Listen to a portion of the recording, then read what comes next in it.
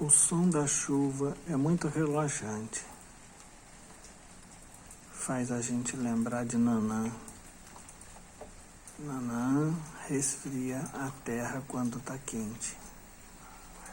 Quando o ar está muito pesado, ela traz a chuva e limpa o ar.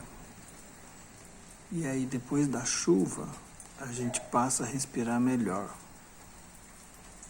Nanã, ela é muito protetora.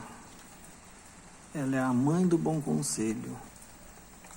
É aquela que procura tudo de melhor para nós, seres humanos. Ela achava que a morte era muito feia, então ela escondeu a morte.